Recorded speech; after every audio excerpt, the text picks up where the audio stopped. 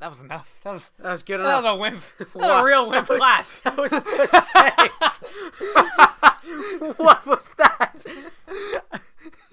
How did you miss your own hand?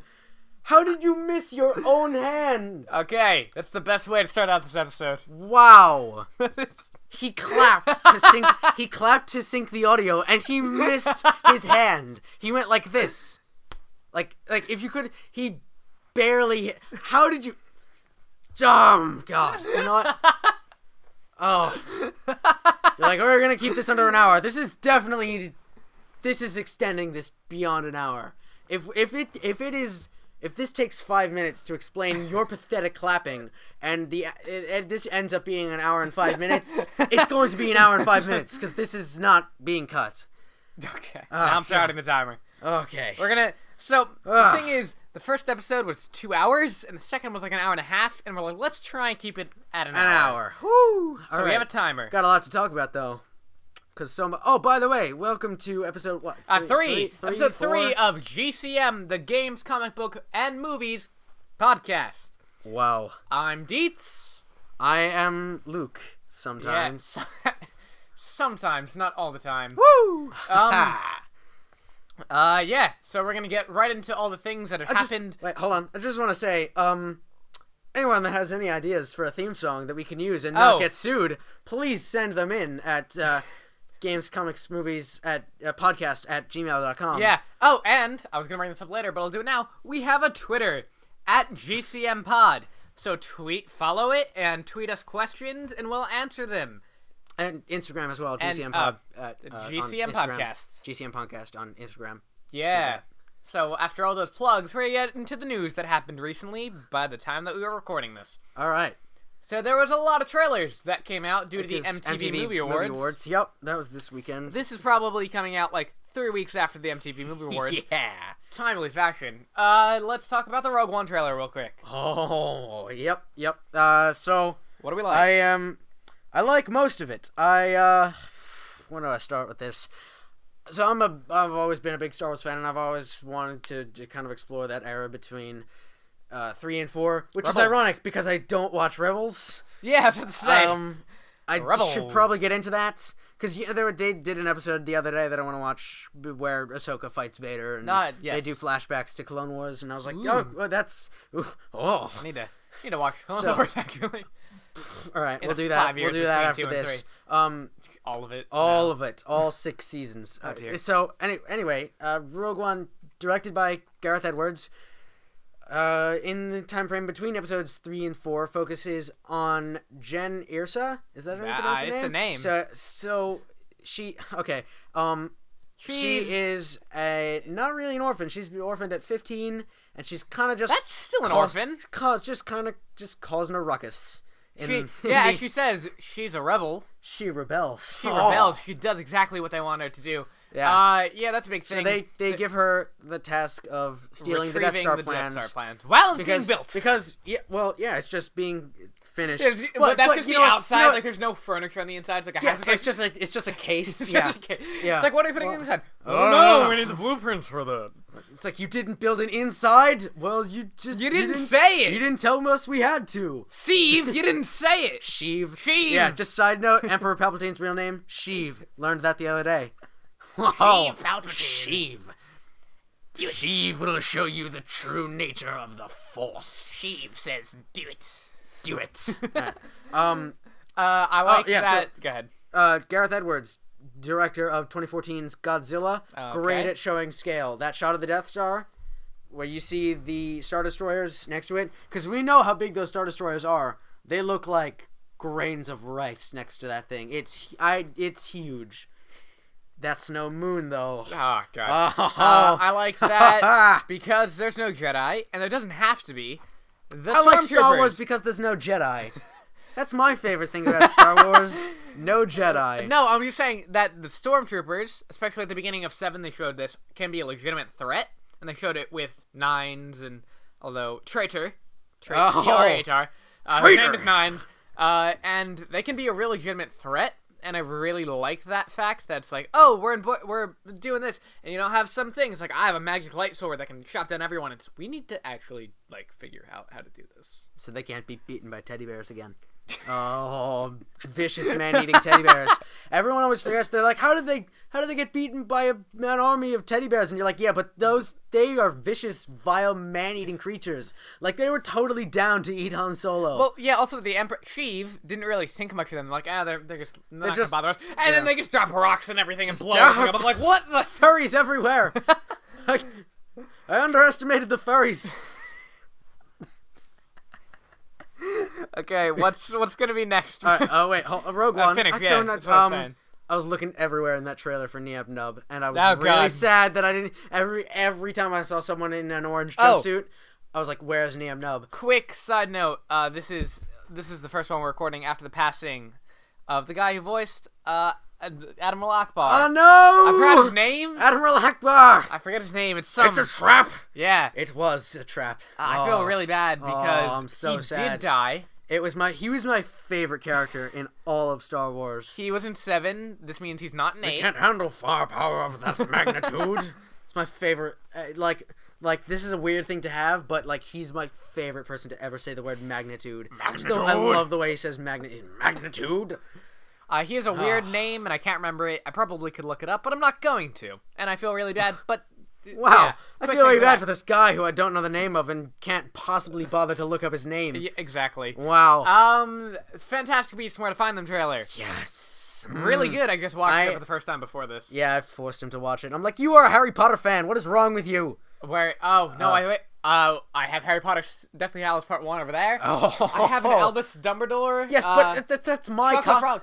I have a Chocolate Frog card somewhere over there. My I'm gonna copy. get that. No, what? He's walking away. Just side note, yeah, that's my copy of Harry Potter and the Deathly Hallows Part 1. Which we are playing. Oh. Check that out. When I went to that, I kicked the remote. Alright, so anyway, Fantastic Beasts and Where to Find Them. Set in the 20s, it's what he's got the card. I went to England last year, and I went to the Harry Potter set. He's a man of the world. And it was really cool. He's just a man of the world. I got a chocolate frog, and I didn't eat it, but it came... What? Why not? I don't know. I just never got around to eating it, and I had it for about... So where is it? In the garbage. It's over there. There's the case. Oh. I just threw it away, and I'm like, I don't want to eat this. But I got a chocolate frog card, and it's with Albus Dumbledore. You should have given it to CJ and been like, here, take this. Take this. You fucking hate Harry Potter. Take this. Take this. Harry Potter is trademarks, by the way. So what I was saying, yeah. Fantastic Beasts and Where to Find Them.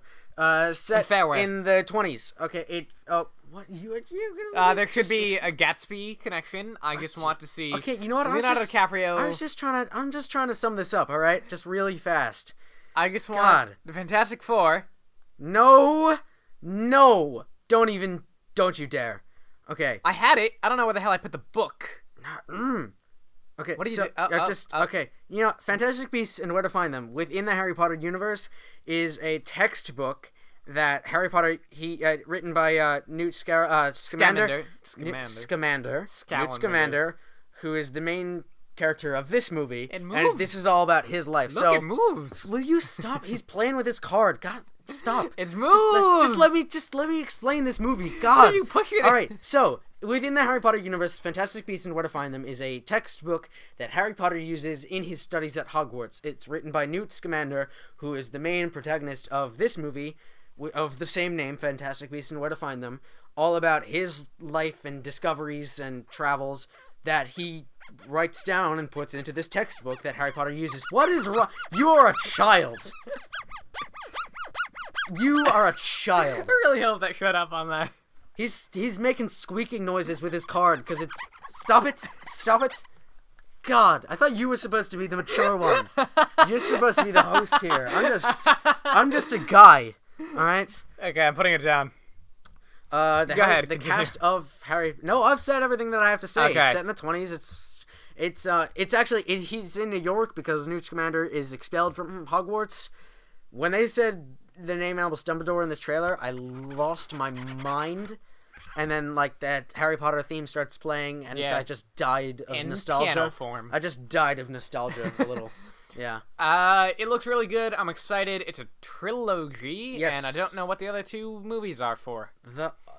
It's his And life. no, it's him it's his life and him finding beasts and all that stuff. So but he's are like they just all called Fantastic Beasts and Where to Find Them? yeah, he's 1, a bit 2, like and 3. he's a bit like the Indiana Jones of the Harry Bam, Potter bam, world. bam. So it's in New York Ooh. because he's expelled from Hogwarts for Yeah. endangering life with a beast. Aha, foreshadowing. You know what? My favorite. I'm really looking forward to Fantastic Beasts and Where to Find Them: The Temple of Doom now. Oh, And after With like his- 20 years, with his short child Asian sidekick.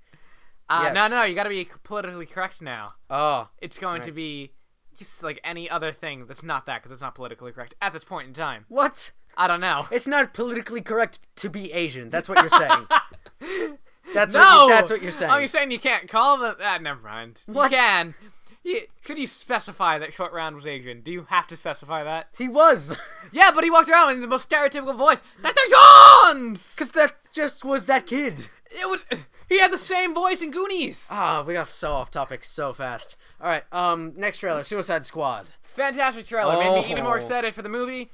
Oh, Which I yeah. was already more excited for than Batman vs Superman, which I enjoyed. So I'm really looking forward to it.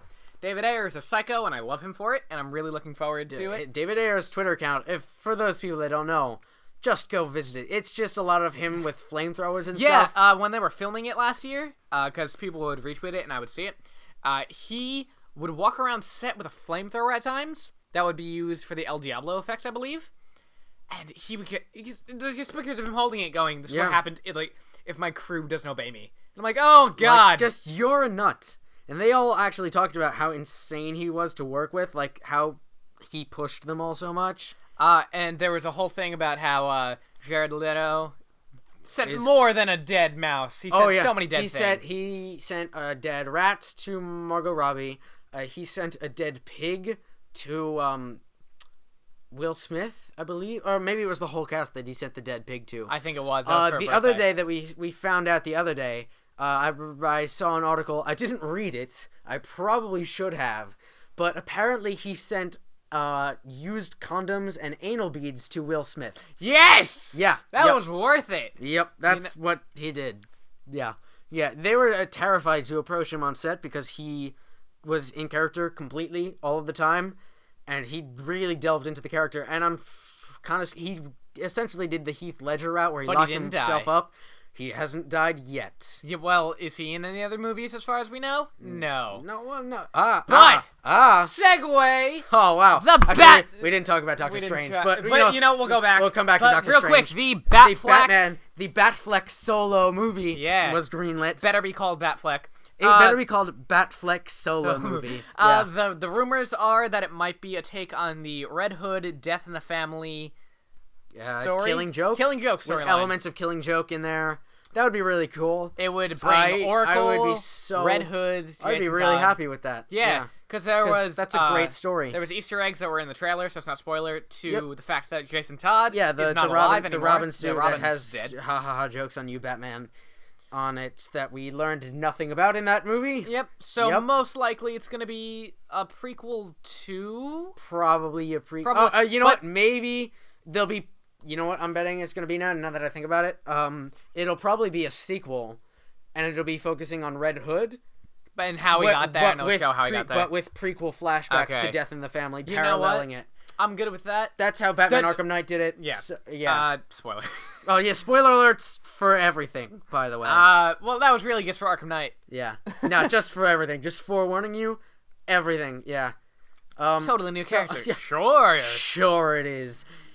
If it's like totally new character, that was my thing with that movie. They're like, it's a brand new character. So I was like, what is the emotional impact of that when you find out who it is? Oh, it's you, Greg.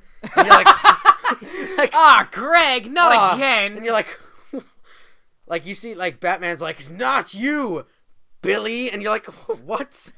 It's Billy Batson. We're gonna... No, it isn't. That would be so... Oh, what is it? It's Child Billy Batson. That's still a movie that's planned. Yeah, the Shazam movie. The Rock is the only The person Rock that's is the cast. only thing cast, and he's Black Adam. Yeah, and they asked him to be Shazam, and he's like, nah. But he could do it so well because he's so childlike. Yeah. Well, he wouldn't play the child. But, he's still childlike. But he wouldn't play the I'm not sure you understand Captain this. Marvel is still childlike in in everything. Well, because he is a child. Exactly. All right.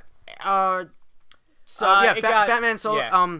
There was talk that the director, Scott Schneider, not Scott, Zack Schneider was Zack saying Snyder, this, and he said that because there was a question for him after the Bruce Wayne Batman, because that was a really good part of Batman vs. Superman, that he was asked great. It was solid. if there's another one. He goes, we don't have it, but Ben wrote one, and he's willing to direct it. Yeah, and no, we're trying to they get it to the greenlit studio. it. So they just greenlit it. Like a it's week after happening. It's 2018.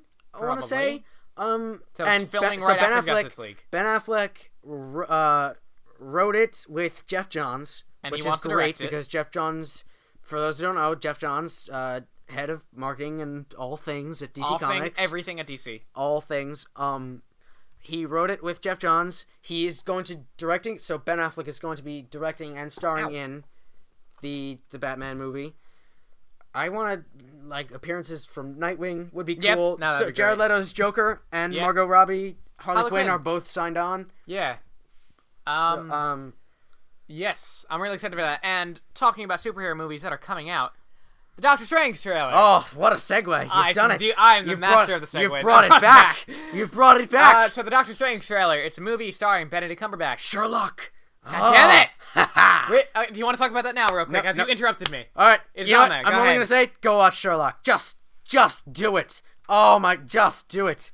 All right, that's all I gotta. I've written on the paper that I'm looking at. It says I have 4. So series 4 is now filming. Sherlock series 4 just started filming, which means that he did all of the pre-work for Sherlock series 4 during Doctor Strange, which gets back filming about too. That's amazing. Wait. I don't know. I don't think I can find it, and if I can, I'll show it to you later. There's a clip of everyone in Doctor Strange, I think during the final scene, and they're all just skipping throughout Atlanta. They're just all talking about how much better Sherlock is than Doctor Strange. No, they're just skipping. Like, there's a Mason tweeted that. Mason of the Weekly Planet. Shout out Nick Mason of the Weekly Planet, internet celebrity. Follow Nick him Mason. at Wikipedia Brown on Twitter. And there's this film of it, and they were just skipping around Atlanta, and I went, this is the most majestic fucking thing I've ever seen in my life. Did he have the cape on? He had the cape on. Good. All right. That's... You want to mention how this is another role where Benedict Cumberbatch has a long flowing coat and collar? Sherlock, he also has... Khan. Yeah. Oh, and Khan. Oh, no. He didn't play Khan. What He's do you not mean? Khan. He's not Khan. What? He totally is Khan, though. He's definitely Khan. Yeah, Sherlock it looks series really 4. good. Back to Doctor Strange. That's what I have to say about Benedict Cumberbatch. Sherlock Series 4. Go watch Sherlock. Doctor Strange looks really good. The visual effects are does look really good. Especially that shot that they stole from Inception. Especially that Inception shot. What I'm excited for. Especially that shot they stole from Inception. It's bringing the mythical to the Marvel Cinematic Universe, so this is going to be a nice, not real comedic break, but I thought the resurgence of Robert Downey Jr.'s career brought the mystic to the Marvel Cinematic Universe. Your career sucks, but I was in Mallrats. Nobody watched that. Yeah, but I was Sherlock Holmes for a while. Nobody saw that that was either. After that movie. Yeah. Sherlock. Those were two. Okay, the second one was good. Game of Shadows. Yeah, that was good. Was pretty because good. Moriarty was in it. Oh yeah, and he was good. He was real fun. Moriarty in the TV show Sherlock is why is this guy not playing the Joker? He's absolutely incredible. Because he's British. That's why he's not playing him. So is Benedict Cumberbatch, and he's playing Stephen Strange. Marvel and DC, different standards, man. Different standards. Okay, speaking of DC, Justice League is filming. This has been happening for a little while. There's been pictures on the set. Yeah, there's been a couple of pictures that look Zack like Snyder. they're having a real good romp. Yeah, there's a picture that tweeted with that went viral with Zack Snyder and Jason Momoa probably about a month ago, and you saw the prototype costumes. I am wondering now. You know that costume. Speaking of that we saw in the background of that post, and everyone thought it was one? No, everyone thought it was the Batman costume. Yeah. I'm wondering now, is that the return of Superman costume? Ooh, the with, black one. The black one with the silver S. You know, where he I'd has be the okay long with that. flowing mullets. No bullets. Bring it back. No. Yes, 90s Superman, flowing mullets. Nicolas Cage. Yeah. Okay. Nicolas Cage. And movies. Civil War has gotten some really good reception. Yeah, I don't trust. But it's critic reception. I don't. You know what? This happens every time, though. Every single movie for the past forever has gotten great praise from critics until it comes you know what? out. That's not true because a lot of movies we just don't hear about. Except for The Jungle Book. I heard that's very good. I heard it was and amazing. I will go and see that. I'm definitely going to see that. Because it's my favorite Disney movie, actually. Never actually seen the animated movie. What is wrong with you? What kind of childhood did you have? Not a good one. No Star Wars and no Jungle Book. I had to force feed him Star Wars. And did you like it? I did. Yeah. Little and you know what? Solo And I'm going to have to force feed right you here. Sherlock as well. And you're going to like it. I'm petting my Han Solo now. Yeah. Was right about that. My girlfriend gave this to me, and I went, "Can you give me what about the old Han Solo?" And she goes, "I thought you didn't like him." I'm like, okay, this is good enough. Guess how many of the people listening cared? All of them. None of them. Okay. Not one. Other things people probably really don't care about. Not even Spider-Man: Homecoming. Oh, which I care about actually. No. I care about that name. Okay. That name. There's just the shameful. It's like Fox level in your face. That's honestly it. He doesn't like the name. I'm okay with the name because it's like you know how. You know what? I expect less from Gotham about the in-your-faceness. We'll talk about that later. About the in-your-faceness of that name. Oh, it's just horrific. But, real quick, I was reading something and it got the name from a comic, one comic. Yeah, but called Spider-Man: Homecoming. But did in you the 80s? see I saw the name. I saw the title. No, not the title. The picture that they released with it. It said Spider-Man: Homecoming, and it was the word Homecoming. Had a Spider-Man mask in it. No, that was a thing too. The word Homecoming was spelled out in those party panels. And it had balloons and nonsense. Yes, I was like, so this it's really is funny. Disgraceful. Because I'm gonna tell you because there's two comics that could be based after. One is the Homecoming comic of Spider-Man, the old Spider-Man comics from the 80s. And one is the Batman 66, the Lost episodes. Shut up. Because after that, it was right after Secret Wars, and he had just gotten the symbiote suit, which is a thing that they could be tying in, and to tie in Venom and all this stuff, which I'd be okay with. And but not Spider-Man 3 levels of symbiote suit, where he's just depressed and walks around and starts dancing to shit. But there's that. It's just like a one-shot comic. And the other thing, just real quick, the black symbiote suit, the black suit, had a whole big lot of story arcs with Black Cat, who we could finally possibly see on screen then. The only thing that I'm really excited for in that movie, because it's definitely not Tom Holland, because I hate his voice, and I hate how he looks like he's 12. He'll grow up in 2 years. I hate how he looks like he's 12. I hate everything about him. I don't know him personally. He's just one of those people that I've just decided to hate.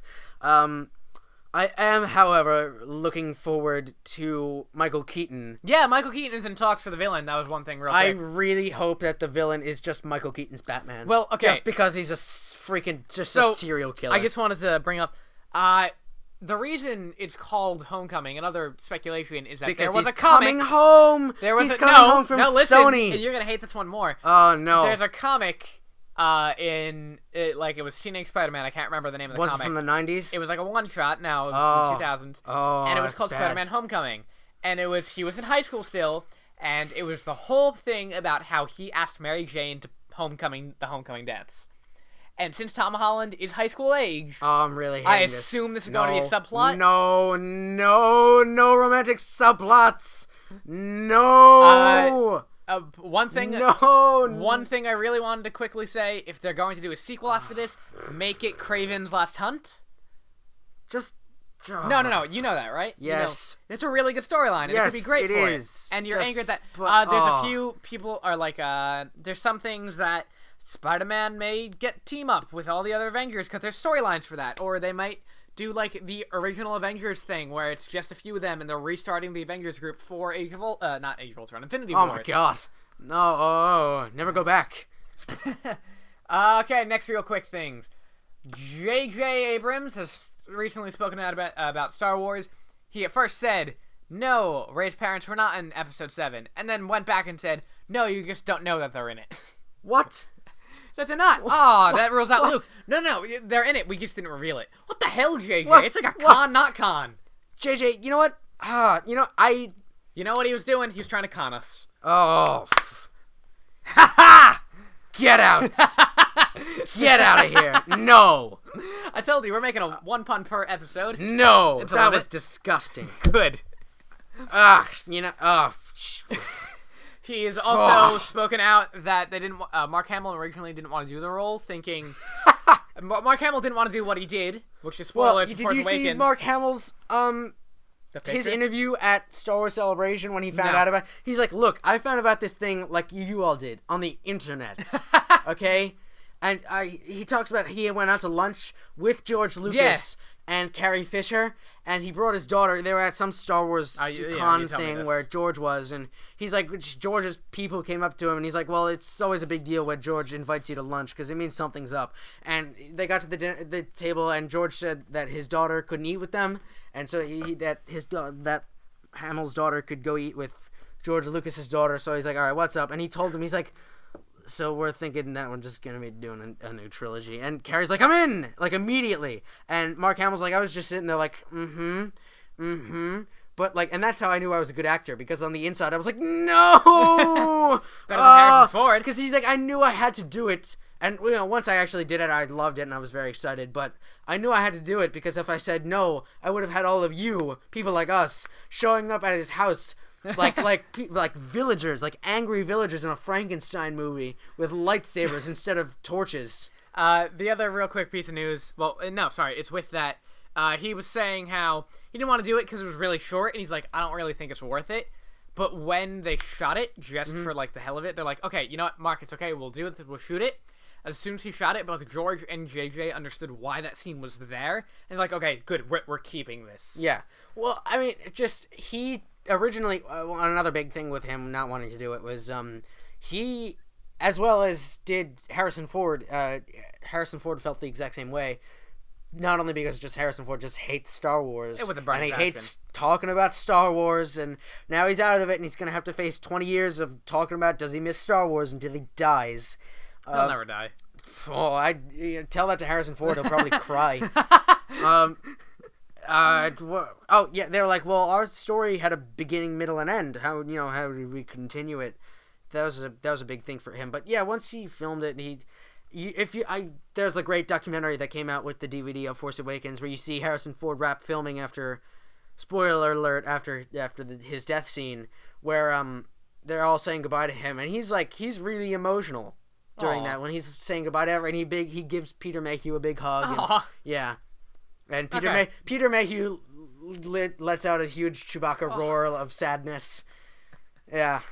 All right, so. And on that amazing note of Mark Hamill, Killing Joke is rated R. Oh, segues. I'm doing good with him today. Killing Joke, rated R. Thank God for that, because it's really dark. It's a really dark story. But again, the thing is, and I heard some things, and I'm going to fight for the other side, is that it could have been rated PG-13. No, it couldn't have. But here's the thing, because they never say that he shoots Barbara in the comic, but they never say, they implied that he raped her. You see her strip her naked. Yeah. But you don't see the actual act, and you're probably not going to in the animated version. He's raped people before too. That's true. Yeah. And also Gordon is sitting Jim Gordon's whole thing. Yeah. That whole monologue when he's going through the tunnel naked, that's messed up. No, it's extremely messed up. I'm excited. And then when Batman the ambiguous ending too. I hope they don't give it an ending. They have to end it like that. Yeah, they can't. They're doing a prequel story to it, really? not because it's a really short book. They're doing a whole story in the beginning of it with Batgirl, so you get to know her. Okay, I'm good with that. Barbara Gordon with Batgirl. Cool. I saw. It's not really a trailer. It cuts back and forth between clips from the movie that are animated and kind of interviews with the people behind it talking about that, and they show clips from the Barbara Gordon section from the first act of the movie, and it looks really good. They animated it in a way where it fits in the aesthetic with the animated universe and the original artwork. It's somewhere cool. It's like a happy medium between there, because is that going to be in the movie or no? Yeah. Yep. Okay, cool. Yep. And we're going to talk about just a really controversial thing that's been happening right now is, do you know what Ghost in the Shell is? I know. I've heard about it, but I don't. So Ghost in the Shell is an anime movie. It's like a manga. First time I heard it, I thought you were talking about the new Teenage Mutant Ninja Turtles trailer. We're skipping over entirely. Which we're skipping over because screw real that. Quick. Ninjas are fighting against Megan Fox. Stephen Amell shows up. I have a hockey stick. Stops a sword. God. First of all, damn it. they look terrible. Oh, actually, it looks. I hate the CG. I hate the turtle designs. Absolutely I hate horrible. the turtle voices. The animated show is really good. Yeah, It actually is really good, and I give them props for that, Nickelodeon. But this is terrible. this is just nonsense. All right. Anyway, so Ghost in the Shell, it's a Japanese anime. It was a movie. Sorry, I don't know a lot about it, so I'm probably gonna get yelled at. But Good. there's a big thing where the main character is played by Scarlett Johansson. Okay. And some people are like, She's you pretty know good. what? This won't bother me. And then they got a picture of her, and she's white. And I don't know why, because, the characters are Asian, but that sparked a whole controversy. And Well, then the director... but, Wait, like- first off, some of the writers of Ghost in the Shell originally were like, this is a really Japan story. You can't, Japanese story only. You can't have a white actor playing it. And I understand Hollywood doing it for, look, we want everyone to try and feel it. And that's not, being racist against Japanese people. It's just really difficult. Okay. Well, okay, Speed Racer. Oh no. You remember that movie? No. And it's nothing against Japanese actors. There are some very, very talented ones. It's just, it's a story for everyone, and people are missing that. Says the guy that told me it was politically not correct to be Asian. I never... God damn it. Yeah. And the directors made it worse by saying that they tried visual effects of her as an Asian person. Oh no. Yeah, so people are really pissed. They're like, well, it's VFX blackface now. Well, no, not really. But, you can, and people are like, why would they even think about doing that? That's just a really terrible... Yeah, that's just a really, dumb really idea. terrible and I don't idea. know why you'd say that. Yeah, it's why a would you even stupid- mention that you like, tried okay, that? You did it. It's not really smart, but why the fuck would you admit it? Why? Yeah, why would you... Oh, God, that's really So there's a dumb. whole big thing. Okay. People are angry at that. I don't know what it is. I can look into it. It's an anime. I've been iffy on anime. Yeah, we're gonna get yelled always. at that for this. We're gonna get yelled so hard. Okay. And now we're gonna go on to the first topic with Woo! how many?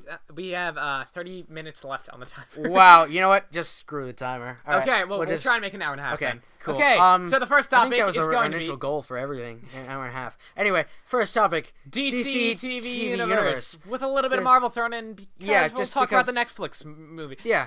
And the one that's not on Netflix, Agents Okay. of S.H.I.E.L.D. Just real quick, I enjoy Agents of S.H.I.E.L.D. It did get better in the Screw end of that the first show. season. The second season's good. I've not been That caught up on it. There's also Agent Carter, Horrible. which I didn't finish the first Oh, season of. I heard Agent Carter was good, but I didn't finish it. Agents of S.H.I.E.L.D. Horrible. You Jake, know what? wait, I'm just real gonna quick sum up. fact. Agents of S.H.I.E.L.D. the entire first season is them just standing around in a room going, hey, remember the Avengers? Well, they tied it. That's- Lady Sif came in that's- because they that's tied pretty- an episode that's- to that's Thor: The Dark pretty- World. And, like, remember?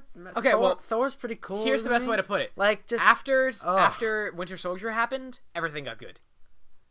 Because it's like Hydra's back, and we're like, oh, there's actually a real enemy now. Yeah, they were just the entire up until then. They were just saying, remember the Avengers? That was pretty cool, wasn't it? Right? Coulson, he died. Right. I didn't, but I did. But Tahiti. But what? Yeah. Okay. No, and that's why they fired Joss Whedon, by the way, because he screwed up their continuity. Yeah. With that. Yeah. Well, Where he dies and then he's back, but then he's dead. Yeah, because Joss Whedon, after Joss Whedon saw what they were doing with Agents of S.H.I.E.L.D., he went, he's dead. Coulson is dead in the universe. And like, no, he's dead. Like, look, Agents of S.H.I.E.L.D., you got no say about also, anything. Joss Whedon was just sick of Marvel at that point. Yeah. So he was like, you know what, I'm leaving. Agent Carter, probably good. Haley Atwell is a really great actress. James D'Arcy, brother of Brian D'Arcy of Something Rotten. Oh, I really? think, or cousin or What? something. They're the same last name, so I don't know if they're related. Except but they one are of them, now. One of them isn't a good thing. Yeah. Something Rotten, great musical. Oh. He was also Shrek, by the way.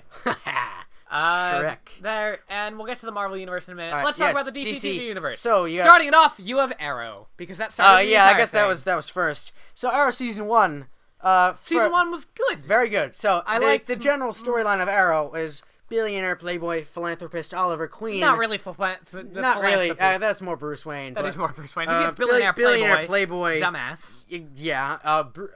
I almost said Bruce Wayne. Oliver Queen. Discount Bruce Wayne because that's pretty much what Arrow was that whole first season. Well, was because they couldn't get the rights they were to like Batman. they were like, well, this worked with Christopher Nolan's Dark Knight universe, so we're gonna do this with Oliver Queen now. It's gonna be the dark, greedy Green Arrow, and he's gonna be called the Arrow. And yeah, the I'm Arrow. Oliver Queen. That was the Green There's Arrow. so what about much that was pain. the scene at the Queen Manor? Yeah. What about the Green Arrow? That's a stupid name. Yeah. So And then he takes it 3 years later, and nobody gives bats an eye. Let's just kind of go through general storyline. Oliver Queen is season 1 to season 1, 2, or 3. All of them. Yeah. So he's shipwrecked on Lian Purgatory. an island in the middle of the North China Sea, presumably alone. But he's not. He's not at all. He's not alone. No, you know what? I like the flashbacks for the first 2 seasons. There's so much nonsense that happens in those last 5 years. And then he's back in season 4. Yeah, and then They're terrible. Yeah, they're really bad now. Anyway, so he comes back. He lights is an arrow. given He does a real cool thing. He lights an father, arrow on fire. Anyway, his father shoots himself for him to survive, and he learns how to survive on this island. He gives him a list of all of the corrupt people in Starling City. At the time, Starling City. So he comes back and vows to finish his father's work and clean up his city, and so he adopts the Arrow, but he was called the Hood then. When he was the Hood as the vigilante. Yeah, he was trying to figure out a name then. So then, season 1 is just kind of him. You have failed the city, going around. Yeah, killed a lot of people. Yeah, the Count Vertigos were the rip-off Jokers. The first one was good, and then as soon as they had 3 of them, I'm like, what the hell? All right, season 2. Okay, wait. First off, the main villain of season 1 was Merlin. Yes. Played by the guy whose name I can't remember, but he's still there. He's great. By the way. Really he's good. Still there, and he's fantastic. How did you get in here? I used to be Ra's al Ghul. God fucking damn it. Yeah, he's using he used the I'm Batman excuse for a long time while he was Ra's al Ghul. While he was Ra's al Ghul, when they would ask him how did you get in here, he'd say I am Ra's al Ghul. And then he lost it. But then he's not Ra's al Ghul anymore, so now. Spoilers for all of Arrow. Since now he's no longer Ra's al Ghul, he's just using the I used to be Ra's al Ghul excuse. Which was interesting. Season 2, Manu Bennett as Slade Wilson. Deathstroke. So good. Season 2 is the best season of that show. He was awesome. It's one of the best seasons of the DC universe. We learn that on that island he was trained to fight and survive by Slade Wilson, who you meet in season 1. And he kills Billy Winters in the season finale. Who then he has a personal vendetta against him. He falls in love. It's a whole love triangle with Shadow, who I loved. Yeah, Shadow is great. And then Oliver ends up being responsible for Shadow's death. And Shadow or Sarah? And then Oliver stabs him through the eye with an arrow. Well, because he went on Mirakuru. Yeah. Which is Miracle Drug. Then Slade comes back pretty much just to ruin his life. No, that's really his goal. I'm here to ruin your life, just to destroy the city, Kills his mother, every other Arrow villain there's ever been.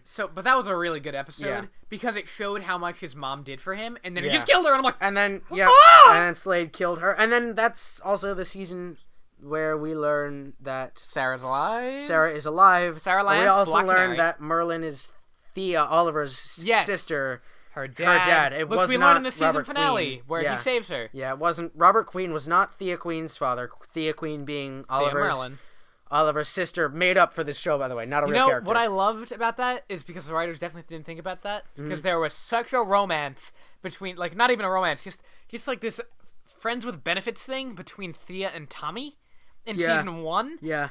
And after you think about that, you're like, oh, they pulled a Star Wars. They did pull a Star Wars. Oh no.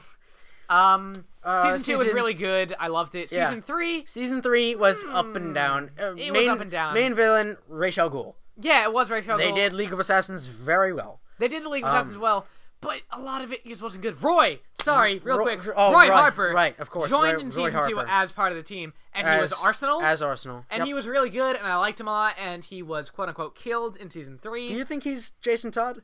Because remember when he goes to when they go to visit at the end, right? And you see he's working in a garage, and it says Todd. like Jason Todd was, and it says Jason on his name tag, and so you're like, Well, also because he knows Bloodhaven, like he knows Nightwing through Bloodhaven, so he could have gotten in touch with Bruce Wayne, who is real in this universe. Yeah, we know that because I don't want to skip ahead to season 4, but there's a point in time where Felicity, Oliver's then girlfriend, is paralyzed, and so Oliver gives her the nickname. I'm gonna give you the name. Overwatch. Oracle, but that's already taken. So he names her Overwatch, and then under his breath, and so they're like, "Oh, Overwatch, good name." And he's like, "I would have named her Oracle, but that's already taken." I'm like, "So you know Batman? So every time you have a problem, you could have called Batman. He has much bigger problems to worry about."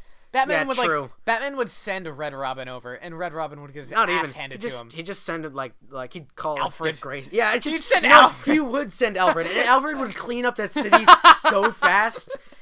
Alfred would just Alfred would destroy Oliver Queen, especially Jeremy Irons. Alfred, that guy has zero tolerance for any nonsense, just for anything. So that season 3, you have also the introduction of Ray Palmer and the Atom. Oh, real quick, big enemy, kind of Argus. Oh, that's right. Yeah, Argus. Diggle. First off, great of character. course, the Suicide Squad. And the Suicide Squad was in it for 2 seasons. Was in it for which was great. 2 seasons. Floyd Lawton, I loved him in it. He was really good, and then they had to kill him off because of the movie. But then they had to kill him off because Warner Brothers is a selfish dick. And they were like, you can't have Floyd Lawton because we're making a Suicide Squad movie, and we have Floyd Lawton. You dickheads. Yeah. Really good. There's a lot of things. It's been going on for 4 years. It's a lot. Anything else in season 3 that's noteworthy? Oh, Sarah dies, gets killed off. Oh, again, yeah. Laurel takes the mantle. Yes, of Black Canary. Yep. Bronze Tiger was in it in season 2. Yes. Wildcat was in it until he... Yes. I don't know what the hell happened to him. Also, what happened to him? Just real quick. We just... Oh, jeez. I can't remember now. But I was going to say Harley Quinn was supposed to be the season villain. Of season 3. Of season 3. But then, again, Warner Brothers being the dickheads that they are. We love you, Warner Brothers. We love you, Warner Brothers. You're my favorite.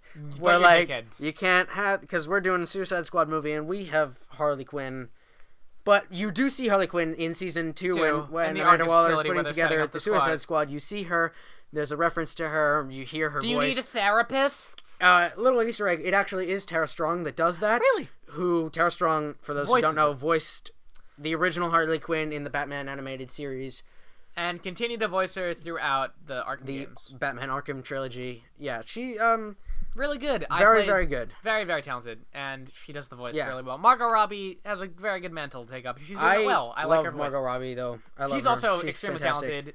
Wolf of Wall Street, man. And she's fucking great movie. So hot, though. Extremely so. Wolf of Wall Street. That's irrelevant, but if you ever wanted to see Margot Robbie naked before you go see Suicide Squad, which probably isn't the best idea, but it's a great idea, just watch Wolf of Wall Street. Or just watch Wolf of Wall Street anyway. Anyway, it's a fantastic movie.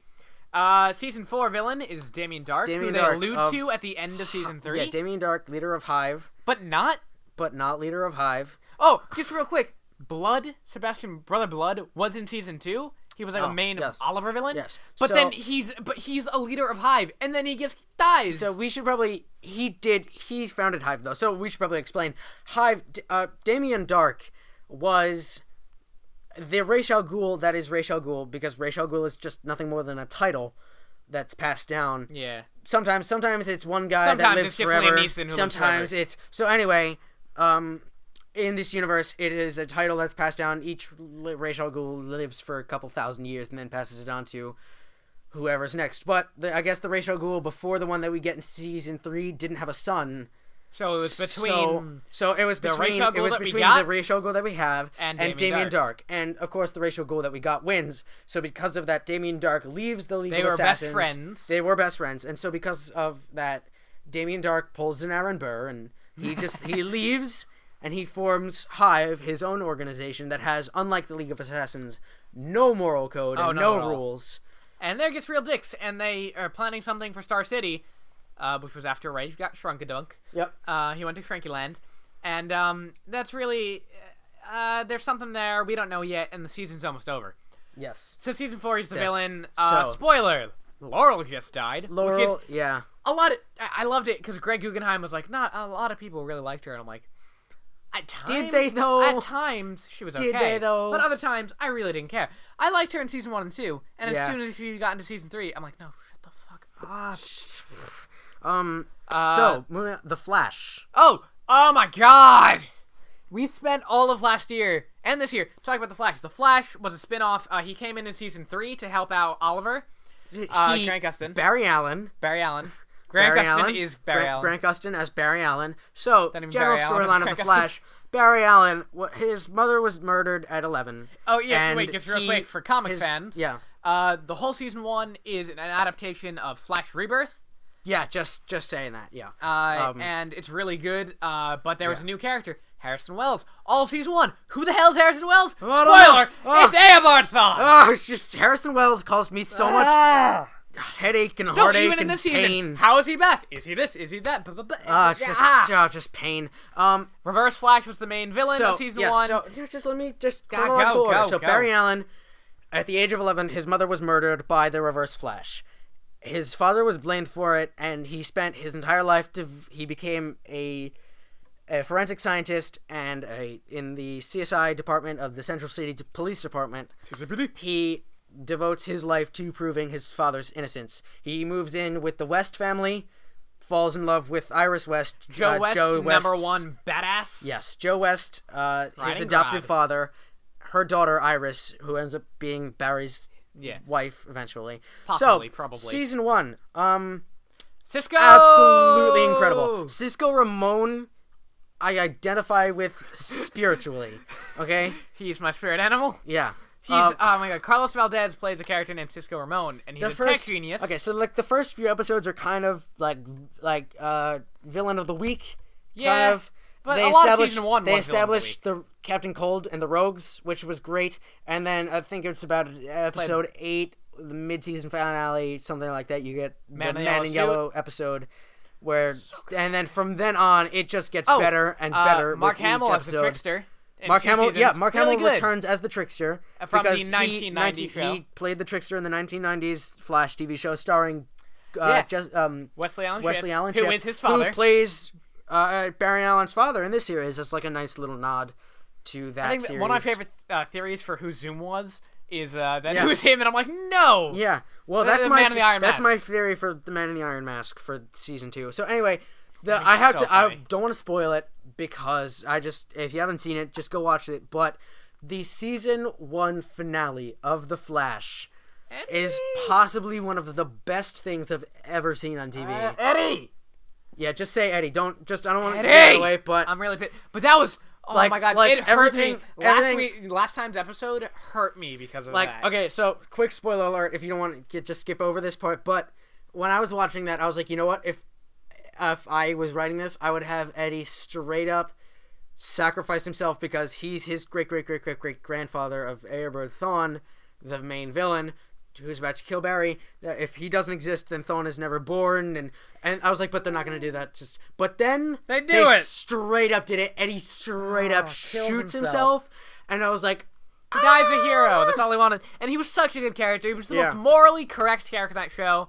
And it hurt. Especially like his growth throughout season 1. At the beginning of season 1, I was like, are you a dick? Are you a nice guy?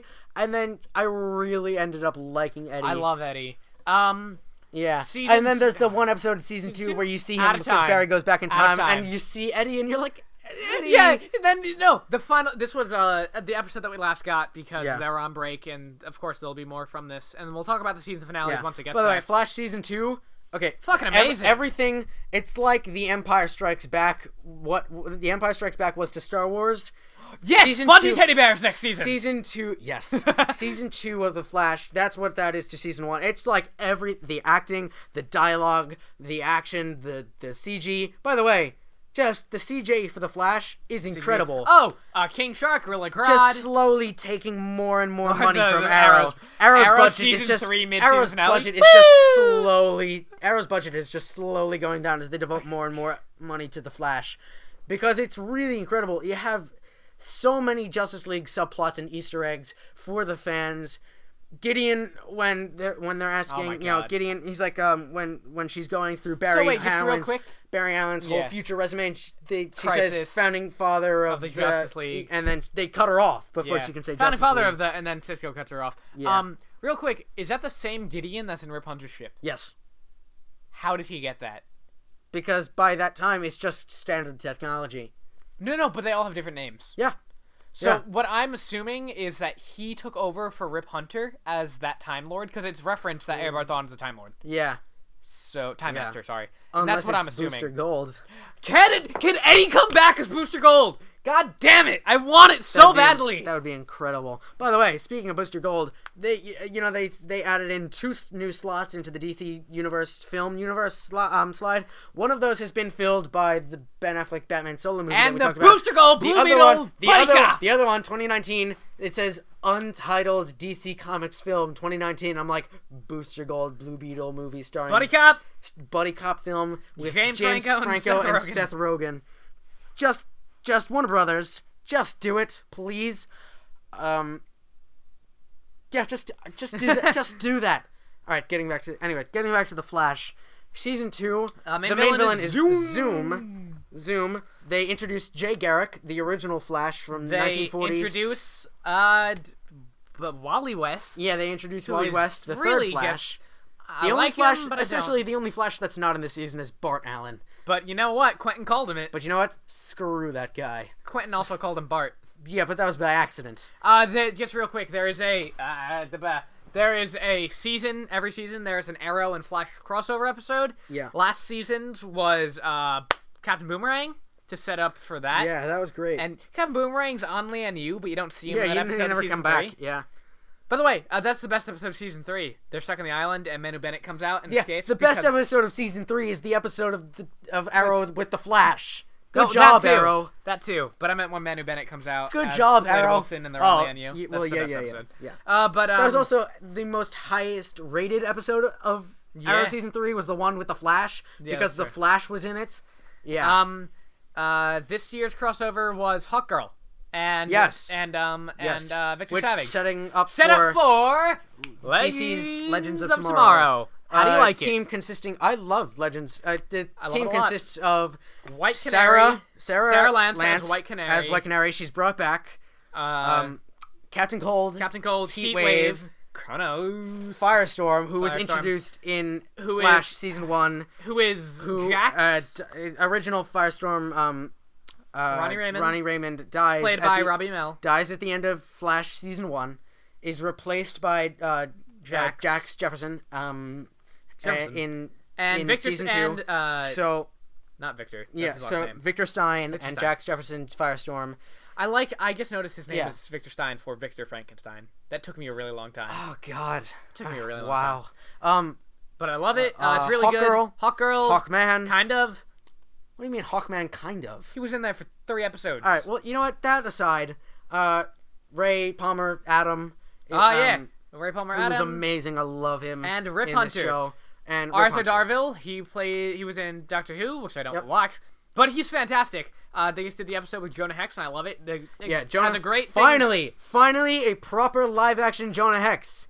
Yeah, I'm looking at you, Josh Brolin. I'm looking at you over there with your... You think I forgot about you? You disgrace of a human being. You and your partner in crime, Megan Fox.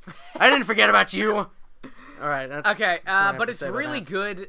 Gideon's in there, which we talked about. They're trying to go through time and stop Victor Savage. Vandal Savage. Oh, goddamn. Victor Savage. Vandal Savage, who's... Wow. He's immortal, and he's tied to Hawkgirl and Hawkman. Yep. And it's really good. There was a little subplot of, First off, last week's episode was the first time Kendra never said, I used to be a barista. Oh my God, every episode! Just 2 months ago, I used to be a barista. Nobody gives a damn! Shut up! But it's really good, and it's really funny. They've introduced, Jonah Hex, old Oliver Queen with the bionic arm and the gray beard from Dark Knight Returns. Connor Hawke. Oliver Queen's son. No, not an Oliver Queen's son in this. It's actually... In this, it's Diggle's son. It's John Diggle's son. But in... normal continuity, he is Oliver Queen's son. Which I thought that was really cool. Yeah, it was. Because he's John Diggle Jr., cool. But he's like, no, I'm going to be Connor Hawke. I'm like, hey! Yep. Who plays Speedy? Very solid show. Yeah. Yeah. And now we're getting out of the CW-verse, we're going... Oh, wait, nope, there's one more thing. Supergirl. Do you watch it? I was about to say, out of the CW-verse into Supergirl. Yeah. Oh, okay. Oh, really? They're technically not the same universe. They're parallel. Do you watch Supergirl? I don't. I gave it the old Nick Mason 4 episodes, and then I dropped it. Blue Heat Vision, Martian Manhunter, Bizarro... Okay, you know what? They brought Martian Manhunter into it. I heard that made it much better, but... they've actually run out of Supergirl villains, and they're just using Superman villains that Warner Brothers allows them to use. Well, they now. used Lumberjack in like the first episode. Yeah, but like now they're using like Red Tornado and like Superman. I thought he was villains. in it earlier. He was. Why is he back? I don't know. Didn't they just do Blue, whatever the hell her name is? I don't know. Indigo. I haven't watched it in I don't know. forever. But how was the crossover? Because there's a Flash. You know what? I haven't watched it yet. Really? Yeah. Okay. It's not a real big loss. I heard it was fun. I heard the chemistry was fun. They raced. They did. Yeah. Okay. Out of that, only other thing about ahead. Supergirl that I want to Never say: can. first live-action appearance of Martian Manhunter. yeah, that is. Yeah. And Also, Bizarro. all right. Unless he was in Smallville. This is my biggest gripe with this show. We've already talked about this. It's such a We've small already thing. talked about It's this. such a small thing. Why blue heat vision? This was in the first episode. Oh yeah, that's right. All right. This I just edited that and I'm Okay. listening to the whole rant. Blue heat vision. I'm like, not again. Okay. I don't want to listen to this All again. right. Nom. Okay. Yeah. And the all right, final. wait. And Black Jimmy Olsen, giant, big black guy Jimmy Olsen. Yes. Jimmy No, Olsen. just big black Jimmy Jimmy Olsen is a small, scrawny, little redheaded well, kid. Not if he's Zack Snyder. Then he's an FBI agent. I have nothing wrong with Jimmy Olsen being black, but why does they essentially of all the actors they cast like The Rock, okay? All right, and then he's like, it's actually James Olsen, and you're like, no, shut up. Hey, Jimmy.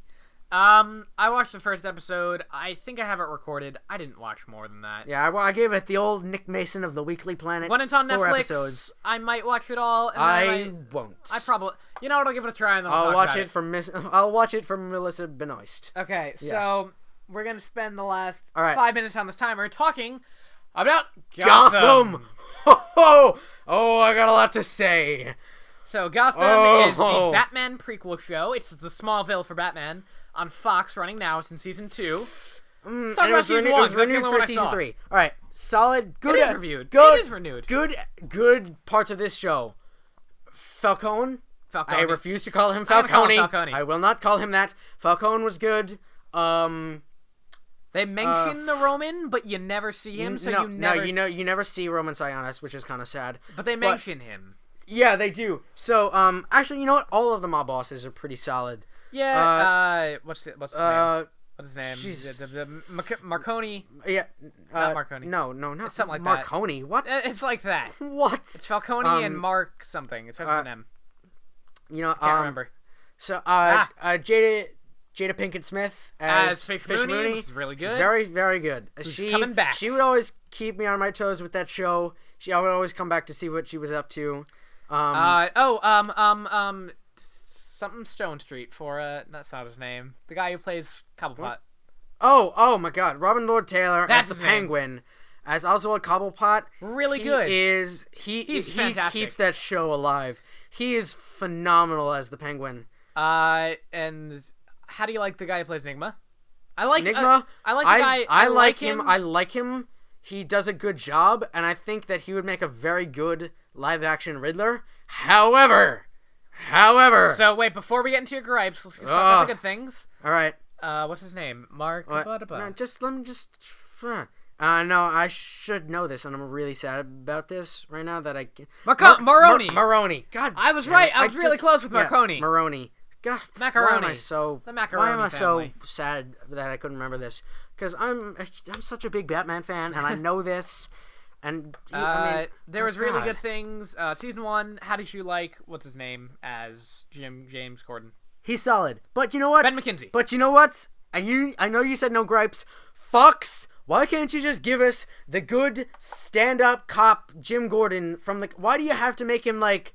Well, because he has to learn how to be this good stand-up cop. But he starts out as that, and they're and then he just gets corrupt. Yeah, and you're like, God, isn't he like killing people now? Like just for no reason? He's a straight-up murdering psychopath.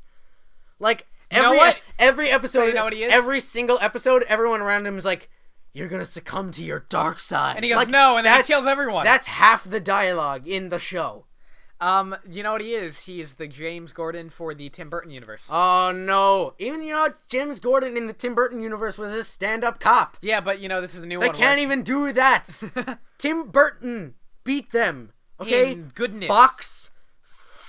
Also, I blame you. So we're done with the good stuff, I guess. Yeah, Oswald Cobblepot, great. House Edward Freeze. Nygma, pretty good. Jim Gordon, pretty good.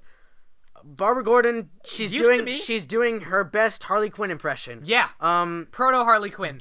Jerome. Wait. Jerome, freaking phenomenal. And then he I was died. so sad that he's not the Joker. But the crowning jewel of this show is Harvey Bullock. Yes. Oh my God. I love him. He is awesome. He's witty. He's fun. He's like corrupt, but so he's kind of cynical. Cynical. He's cynical, but not corrupt. What are you doing at this? What are you working at this bar? I've been engaged for 6 months. Yep. Really? Yeah. He's very good. Props to him. However, Gotham. All the gripes. Bruce Subtlety. Wayne. Child actors. The Bruce Wayne kid. The girl who I plays hate Selena, him. I like. The Bruce Wayne kid's just like, someday I'll stand up and protect the people of Gotham. Shut up! You're 11. All right, 13. You don't even get notions in your head like that until you're like 20. Just stop. He's like running his hand over a fire like I'm testing my limits. Like stop it. He's watching the news. Alfred, I want to fight. I want you to teach me how to fight. He's watching the news like the Balloon Man episode when they're like, who now will stand up for the people of Gotham? And he's watching it and he's got like that vigilante look on his face. And like, because Gotham doesn't understand subtlety. Okay, here's how much Gotham doesn't understand subtlety. They had the Riddler ? Logo on his mug, on Edward Nygma's mug in the first episode. And they're like, hey Edward Nygma, would you stop with the riddles? And then he says a riddle, and they're like, wow, he's a real Riddler. And they're like, really, you're actually doing this? Okay. Then Selena Kyle, she's like, actually, I like her. I prefer to be called Cat. And you're like, shut up, stop it. Yeah, that confuses And she has the goggles, the Catwoman goggles. Yeah, on her head all the time. And you're like, all right, you know what? No. I mean, I like her as an actress. She's good. The little kid. The worst child actor on the show is Bruce. No, it's not Bruce. Go ahead. He's bad. He's bad because he's Batman, even though he's 13. He's trying to be Batman, but he's really bad at it. More of an hour. So, the worst, Pamela Isley, but that's not her name. It's Ivy. Oh my God. She's got the red hair, which is, it's fine because she has red hair, but she's always wearing green and like standing by the plants and talking about the plants, and they're like, Ivy, go take care of your plants. And she's like, okay. And you're like, her name's not Ivy. Her name's not Ivy. It's Pamela Isley. You don't have to call her Ivy just because she becomes Poison Ivy. We get it. We understand that. All right? This whole show is like, you get it? You get it? You get it? Because they're Batman characters. You get it? Because they're going to become this. You get it? And you're like, yes, I get it. Stop. Okay, so season 1's main villain is the big fight between Falcone, Maroni, Fish Mooney, and Penguin to rule the city. You have the subplot about the Wayne murders, which they set up as the main conflict. Oh my God! And then they set up the main conflict of season 1 as solving the Wayne murders. They do it in like 2 episodes. They don't even get the right guy, and then they just It is Joe Chill though. No, it isn't. Was that not Joe Chill? It's not Joe Chill. It's Matches Malone. Oh no! In the season 2, yeah. In season 2, they reveal it's Matches Malone. They kill Joe Chill in season 1. No, they don't. It's a totally different guy. Really? They don't. Joe Chill's not even in the show. Wow. For those who don't know, Joe Chill is the one that actually kills Thomas and Martha Wayne in literally every single continuity except Gotham, the Tim Burton universe. Except Gotham and the Tim Burton universe. Oh yeah, and the Tim Burton universe. That was Joker. It's Joker. Probably just because Jack Nicholson was like, I want to do it. And they were like, I guess it's fine. We can't say no to Jack Nicholson. Oh my God, it's just Gotham. They introduced Dollmaker for a while, and he's pretty good in it. He's terrifying. He's really scary. Actually, yeah, actually, that was a creepy ass episode of season 2 of Arrow. Yeah. He was an Arrow. That's right. So Gotham, it's more production value. How's season 2? Season 2 because I watched a few episodes. Season 2 is Hugo Strange is in it. So much more in your face than season 1. Really? How is that even possible? Okay, the Riddler is drawing green question marks all over GCPD. And he wants to blow up. And you're like, all right, so you shouldn't become the Riddler for another 10 years because Bruce Wayne become Batman for another 10 years. So the fact that you already have the name picked out and you're drawing green question marks all over the place, and that it's just, oh God, I hate it. How's Freeze? Freeze is good. Freeze is actually very good. They set him up well. They did his origin. They actually did his real origin. Cold Heart. Oh. Yep. Cool. I like that. Yeah. They actually and how is Hugo Strange? Hugo Strange is BD good. Wong. BD Wong is doing a good job, but BD Wong is a good actor. So yes, he is. Jerome was in it. There was that whole subplot with Gallivant, who's apparently dead now. But Bruce Wayne is like, I'm gonna clean up Wayne Enterprise, and he left Alfred a note that was like, I'm gonna go live on the streets and learn what it's like to be a criminal, so that I can fight the injustice. And you're like, shut up, kid. Just Alfred, just please punch him in the face again, please. I have so many gripes. Oh God. There's a lot. I watch it every week because it's just I come back to it because there's enough that redeems it. Kind of, yeah. But you know, I'm just gonna stop there because I can talk for like a half hour about the show. So that's it for the DC TV universe, and we're gonna skip over what our actual topic 2 is, and we're just gonna talk about the Marvel. What was our topic 2? I don't remember. The decline of the 3D platform. Oh, that's right. And we'll talk about that another time when I have Yeah. probably Matt or Zach here. Just more gamer people. And now we're just gonna talk about the Marvel Netflix universe real quick. Yeah. Did you watch Daredevil at all yet? Daredevil, I haven't got the chance to watch it yet. No. So I know we just talked about this in the last episode, but it's been a few weeks. Daredevil, I really enjoy. The fight scenes are fucking amazing. The showrunners for Daredevil are doing Daredevil season 1 are doing the showrunning the Defenders. Oh, really? Yes. Okay. So a lot of... And somebody tweeted out, I was like, you get a hallway fight scene, and you get a hallway fight scene, and you get a hallway fight scene. I'm like, I'm good with that. Did you watch Jessica Jones? All of it? I have watched most of it, yeah.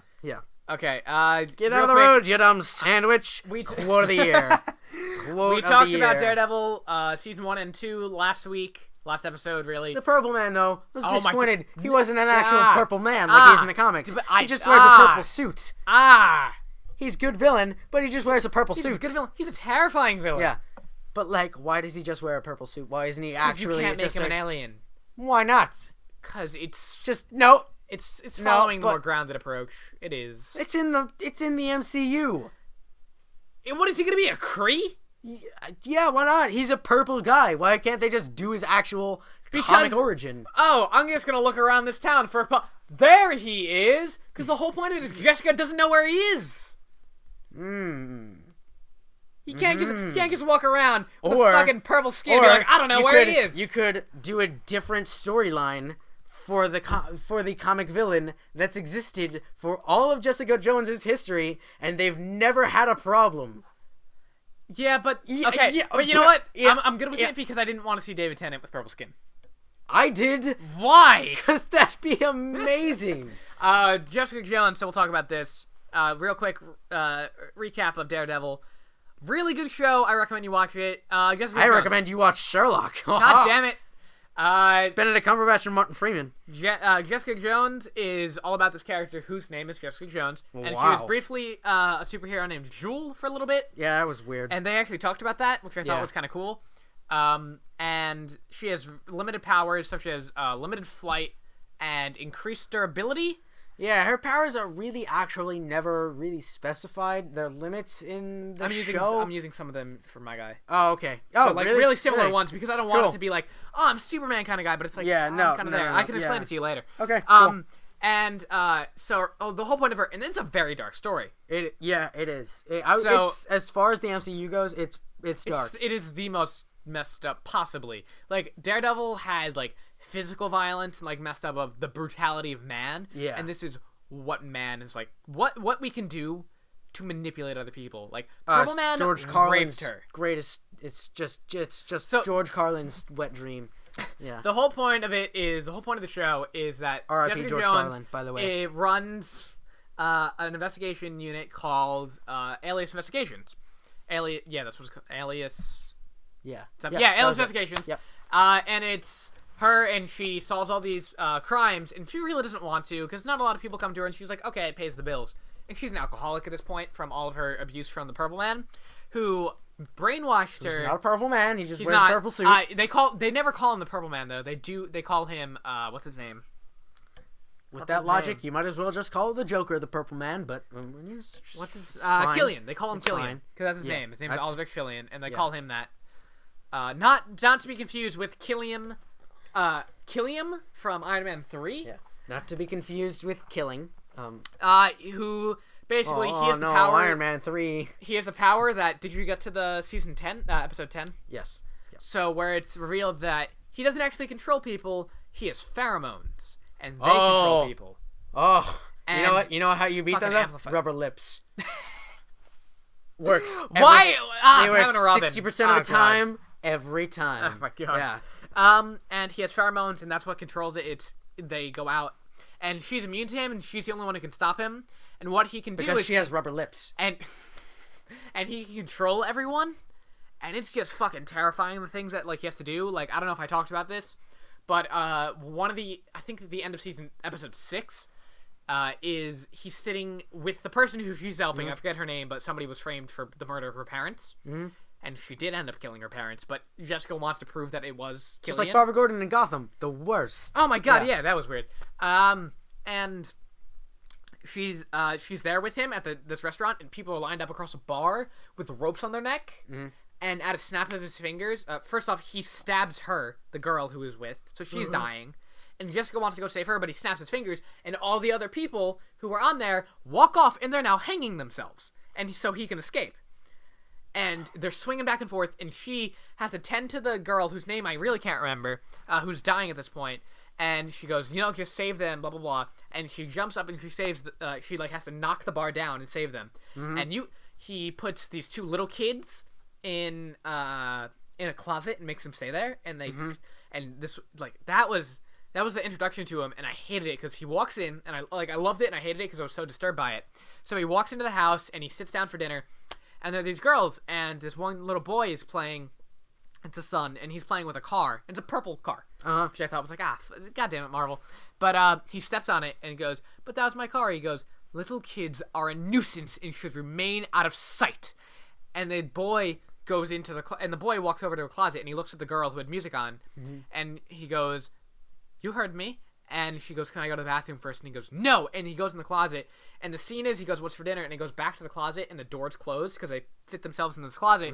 And all you see is this puddle of piss coming out. And I was like, oh, okay. I don't like it.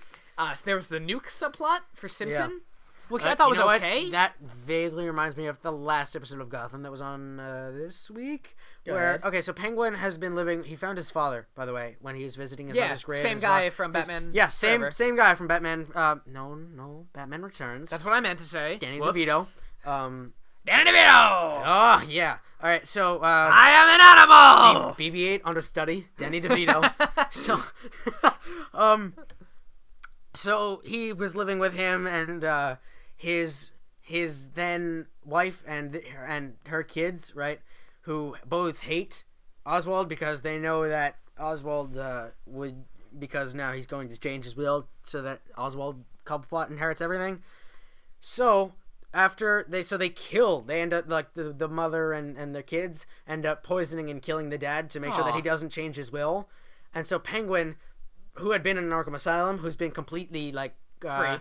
No, he's been freed because he's No, been I meant like completely he can't kill. rehabilitated by Hugo Strange. He's just normal. He's a nice guy. Now, they torture and mess with him so bad that it snaps him back into his old habits, right? And so like the mother's like demanding that he get a roast for dinner, right?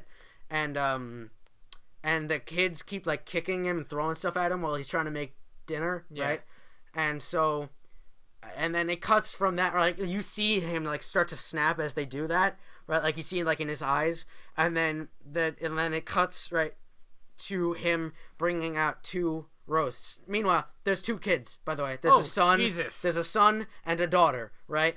Who I can't remember the name, so I'm just gonna call them Tom and Judy. Because why not? Might as well call them that's right. So he brings them out to the mom who's sitting there at the dinner, and she's like demanding things from him, and she's just bossing him around, and he's just kind of playing along, even though he's back to his old self, right? And you can tell because he's got all the hair back that he had from season 1, right?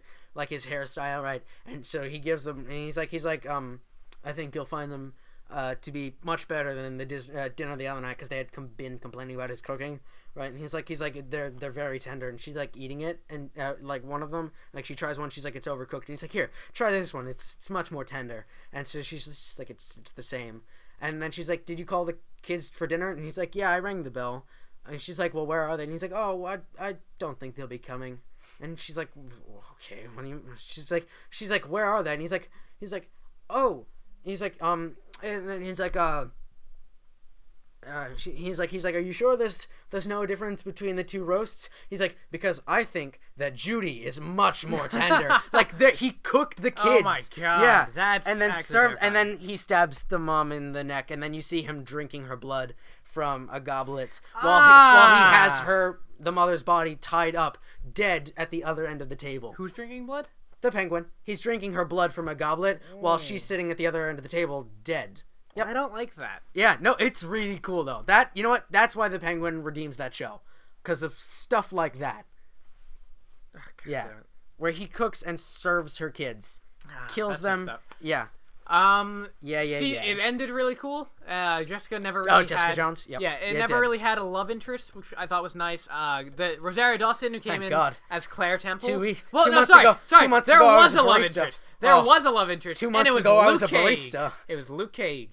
Oh, who I love. Mike Coltier does a great job at him. Coulter, I think that's his name. Better than 2 months ago I was a barista. Oh my God. And now I'm dating this guy who shrinks down. It touches on a lot of difficult things. Like the first scene is she's at a bar and she seduces Mike Coulter, who she doesn't know has powers because he's rock body. He can't his skin can't be penetrated, but he penetrates her ass.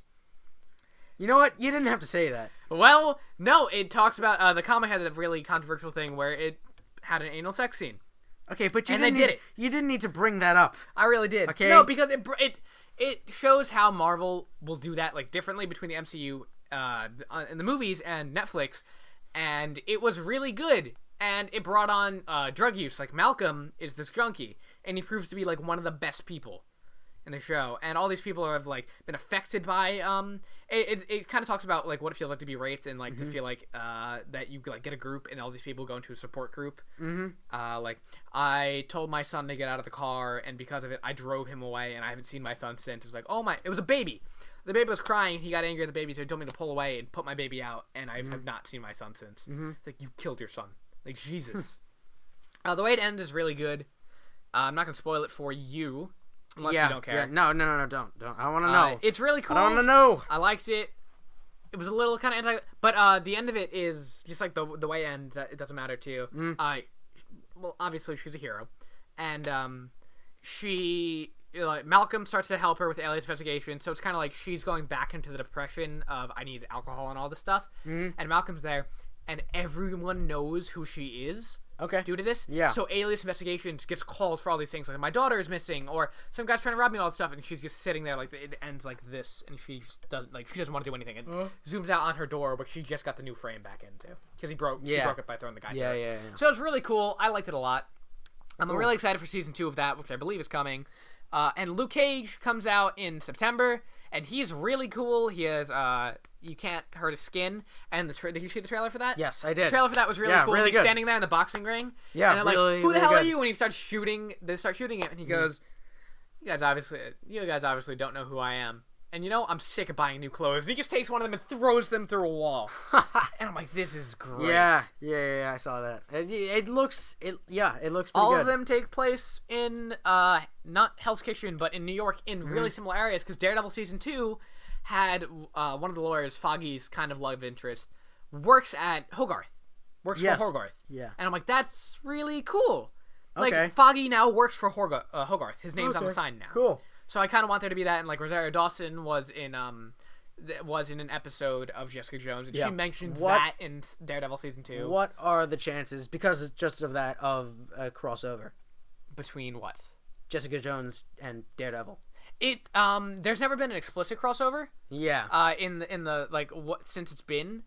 But the Defenders is the crossover, is like the big one, and I think until then they're gonna have like subtle hints, like the hand is big thing. No, I mean like I'm talking about like the Flash versus Arrow episode. Because they both film at different times, so maybe during Daredevil season 3 he'll talk to at this point, Rosario Dawson, Night Nurse, Claire Temple, just got fired from Metro General.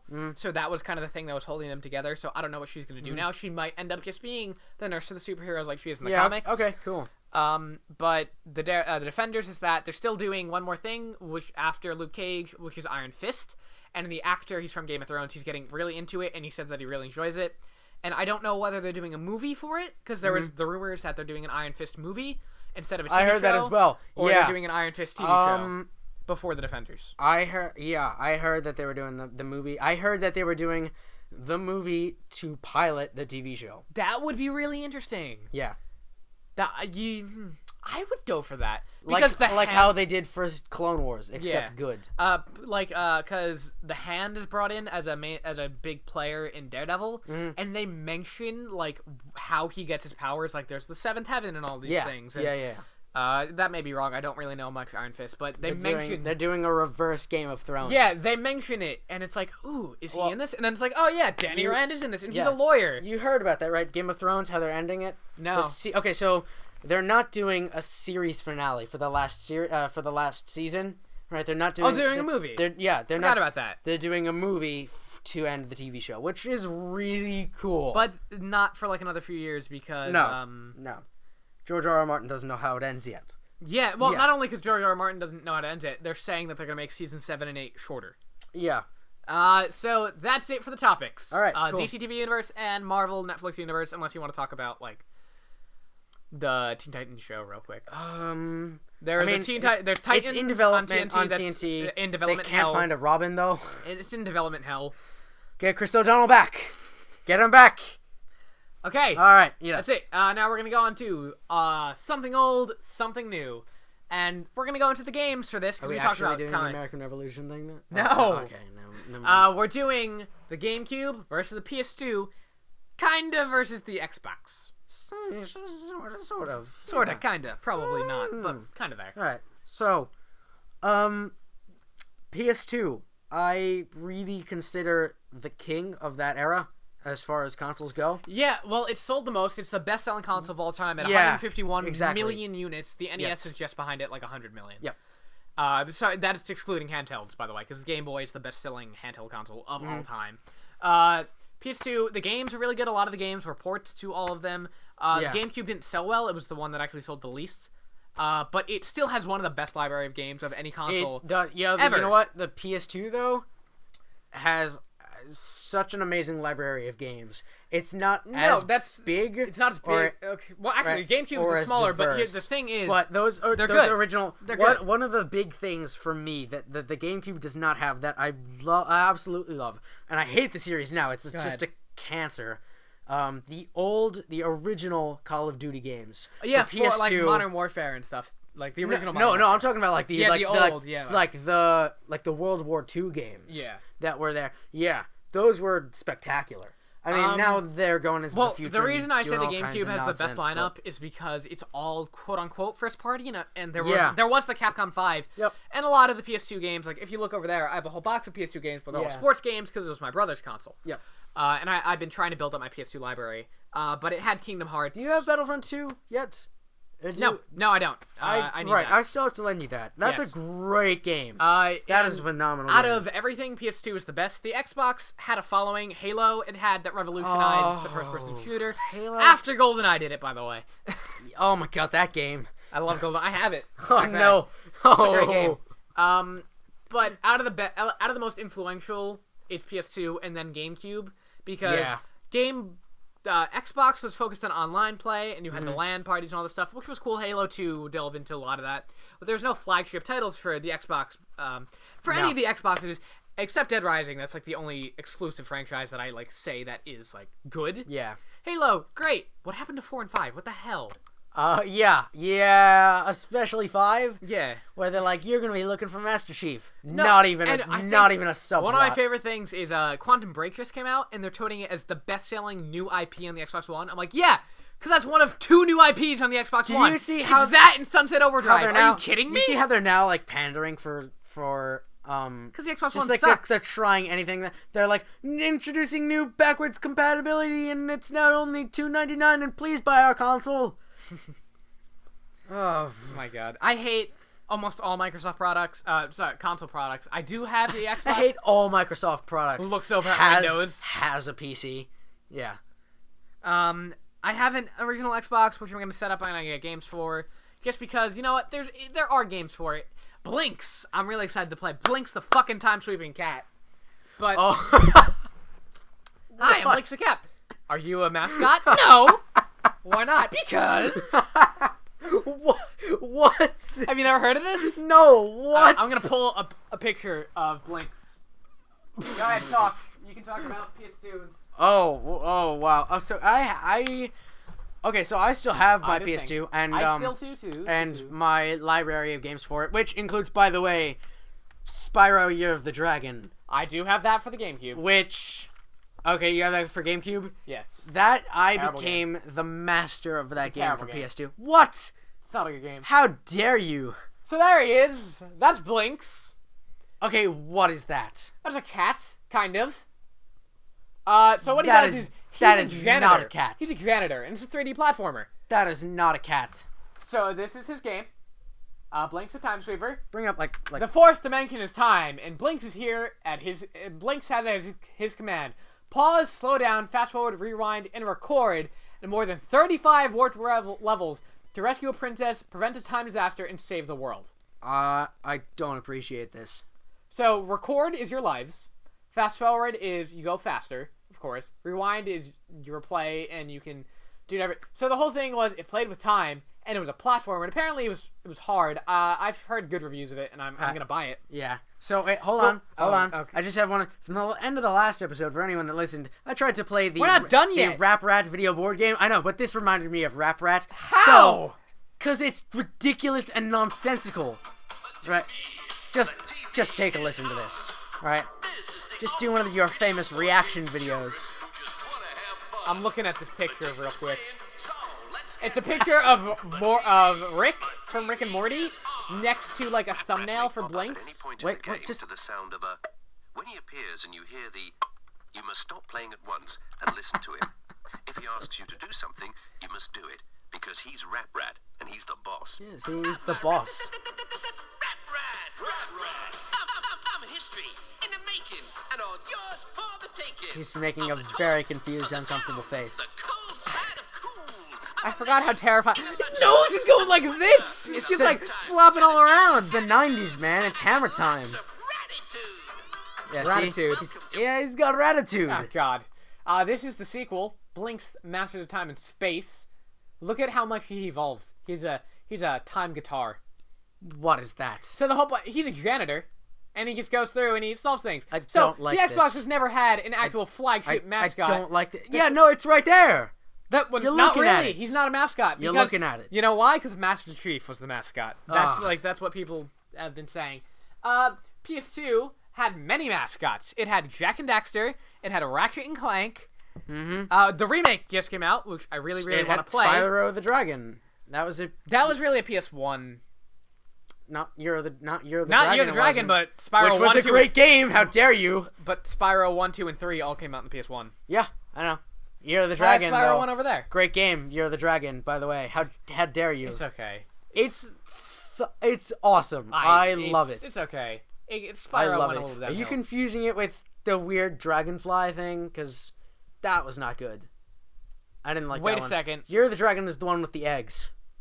I have Enter the Dragonfly. Yeah, That one, I have okay. that one. I have that one for the Wii. Woo! Yeah, no. Year of good the one. Dragon is the one with the eggs, and it's great. I don't know what the okay. What the? That's a weird box art. Okay, you're at Pan. Okay, you're having way too much fun with this thing. Okay, what we're talking about, GameCube. GameCube had so many great games. Exclusives were Beautiful Joe. Which, this is part of the Capcom 5. Resident Evil 4, which redefined the horror genre. Yeah. Granted, PS2 had the Silent Hill games. Silent Hill. Yeah. Ooh, Those- they're terrifying, and we need to play those. Not like the movies. Oh, God. This is a great game, too. Psychonauts is a great game by Tim Schafer, the one and only Psycho, because he really is The just only weird. Psycho. The only one. Yeah, Yep. not talking about everyone Not else. even David Ayer, who we earlier Yes. discussed as being a psychopath. He is very psychotic. You just said he was the only Psycho, though. I said the one and only. Oh, of you're the going video back game on yourself. Psycho. You're going back on yourself. Stop it. Mario Sunshine, good game. Wind Waker, Yeah. Fantastic game. Legend of Zelda: The Wind Waker, really good game. Final Fantasy. 10 was on the PS2. Yes. 10, 11, and 12 were on the PS2, and Yes. 11 was an MMORPG Yep. that just got its servers turned down like last month. Not Yeah, good. that was sad. I do have 10. I've played through a little bit of 10. I like it. I need to beat it. It's some fun. I keep wondering though, when are we actually going to get the Final Fantasy? Or now, have you ever heard the story about why it's called that? I do know, because it was their last hope, and then it was a huge success. Yep. Okay. Anything else real quick about any of these? The something else? Nope, I don't think so. Xbox was LAN. PS2, best selling of them. Had really good games. I need to build my library. Back there, I only have like the Kingdom Hearts games. Yeah, I gotta lend you Battlefront 2. I just need to get games. A lot of them have been remastered for the PS. Sly Cooper, another mascot. Fantastic games. I just completed the first game. I really love it. They're stealth platformers. Okay. Stealth 3D platformers where you go around, and the whole point is don't get seen because you have one hit to kill. Like one hit and you're dead. Okay. So it's like one of those. And you walk around. This is the first one specifically because it's the only one I played. And you find these bottles. And if you break the bottles, you get a code to put into a vault, which you get pages. This is called the Thievius Raccoonus, and you're trying to recover a book that was stolen from you. Oh, no. And I completed, because it has like all your thieving ancestry in it. It's like a little bit weird, but it's really good. It's really fun. It's a quote-unquote kids game, but it can be really difficult at times. Like how SpongeBob is a quote-unquote SpongeBob, TV Battle show? for Bikini Bottom, fucking best 3D platformer out there. Wow. Saying that now, anybody else who disagrees can fight me. Screw Mario 64, screw Banjo-Kazooie, screw Yooka-Laylee. That's not even out yet. That's the best 3D platformer of all time. Okay. And with well, that, we're gonna end it. All right, cool. Yeah. So remember to follow us on Twitter and tweet us questions at GCM Pod. Follow us on Instagram at GCM Podcast. Email us anything at gamescomicmoviespodcast at gamescomicmovies at. Are you sure you can at speak? gamescomicmoviespodcast at gmail.com. We'll do something else for you for the next episode. We might have other people on. It's not just going to be us two all the time. It's not always going to just be comics either or movies. We're going to go into more video games for some of the other things. And Wait, I forgot the forgotten stuff. Oh, that was our last thing. Are we going to do All that? right, you know what? Go ahead. You know what? Real quick, for something forgotten, the Star Wars Holiday Special, and thank God, keep it forgotten. That's not forgotten. Jontron, man. Oh no, it's forgotten. Keep it forgotten. Bury it. Bury it. Okay. Alright, that's it. That's it for us this week. We're gonna close it out. Do you have a catchphrase? I'll do it tomorrow.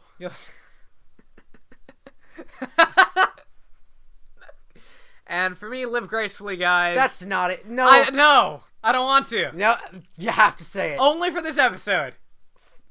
Fine. I'm gonna pressure you into every episode. I hate you. This is my catchphrase. Because I said it before recording, and he goes, "That's your catchphrase." Go Jewish Rangers. Yeah. Mighty Morphin Hebrew Rangers. Oh, Mighty Hebrew because you're Jewish. Rangers. Because you're Jewish. That's another thing that's forgotten. The Bible. What happened? What happened, man? What happened? Damn. You know what? If you guys want it, and you're listening to this, we will get our good friend Jay on, and we'll do a brief history of the Christian brief faith. history of the Bible. Wow. And that'll be it, and that'll be the episode. Because you know what? In all seriousness, that could be a comic. Oh yeah. You missed Foreshadowing. Stop. Ha! Okay, that was a weird laugh. And with that, guys, live gracefully. We will see you next time. Remember to like this wherever the hell we put it. We still are figuring that out as of the point of this recording. Subscribe to Gaming Deeds. Tell your friends about this. We do gaming videos and all this stuff, and it's really fun, and we actually really enjoy doing these podcasts. Oh, God, you take forever to close. I do take forever to close everywhere. I have, like, really terrible things of closing. Oh, God. We're actually going to end now. Live gracefully, guys, right. and peace.